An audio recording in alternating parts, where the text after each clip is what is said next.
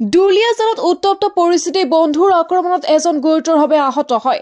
আহত লোকজন দুলিয়াজানৰ গজাল বস্তি অঞ্চলৰ সোনু দৰ্জী।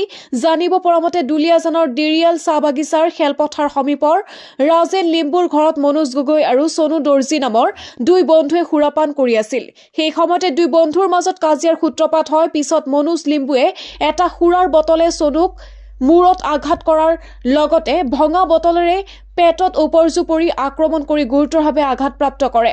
তাৰ পিছতে ঘটনাস্থলীত এক উত্তপ্ত পৰিস্থিতিৰ সৃষ্টি হয়।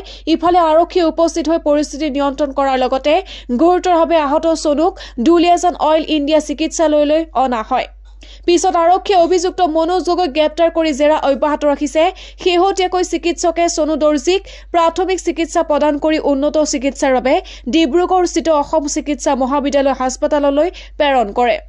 ইফালে সমগ্ৰ ঘটনাৰ বিষয়ে কেমেৰাৰ আগত অকপতে স্বীকাৰ কৰে অভিযুক্ত মনোজ গগৈয়ে। কি কাৰ্য হৈ থাকে?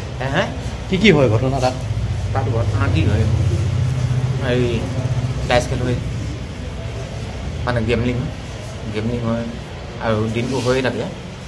আৰু তাৰপিছত গধূলি ছেকেণ্ড টাইমত ঠিক 4:30 বা 5টা বজাৰ পৰা ডাইচ খেল ষ্টাৰ্ট হয়। তাৰপিছত মদ পানী খোৱা হয়। আৰু কি হয়? আৰুতো এনেই ড্ৰাগছ চাগছ বিক্ৰী কৰি খালি সেইটো মই একদম সঠিককৈ ক'ব নোৱাৰোঁ। খালি ভাঙৰ কাৰবাৰ হয়। ভাঙৰ কাৰবাৰটো এভেইলেবল সেয়াৰ জপৰপতিত হয়। জপৰপতিত নহয়, খালি সেইটো আমাৰ একদম ডিৰিয়ালৰ পালোঁ কিন্তু একদম গজাল বস্তি লিখে। আপুনি লগত জড়িত আছে নেকি? জড়িত মই নাই। আপুনি দেখিছে? মই দেখিছোঁ। মইতো হাত দাঙি থৈছোঁ। এইবোৰ মই চব দাঙো, খালি মই কাকো নকওঁ। আপোনালোকে কৈছোঁ আৰু আপোনাকতো মই চিনিয়ে পাওঁ। মই হেৰি খেল খেলোৱা মানুহকেইজনৰ নাম মই হেৰি আপোনালোকে ধৰাই যদি মই হেৰি পইচা দিব পাৰিম, খালি এড্ৰেছ মই দি দিব পাৰিম। চিধা কথা। জপৰপতিত যোৱা খেল হয়। জপৰপতিত যোৱা খেল হয়।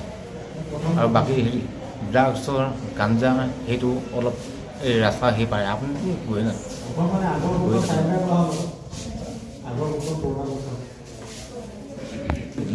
দিয়ক মই যোনটো ক'ম সঁচা কথাই ক'ম, মিছা কথা নকওঁ। সেই খালি মোৰ ভাতৰ কাৰণে আহি তেনেকুৱা অলপ কেলে নাই। টিংকুৰ ককাইক মই। আপোনাৰ পৰিয়াল আছে নাই? আপোনাৰ নিজৰ পৰিয়াল আছে নাই? নিজৰ পৰিয়ালটো নাই পায়। দুলিয়াজানৰ পৰা কমল ডেকাৰ ৰিপৰ্ট, ডেইলি 24।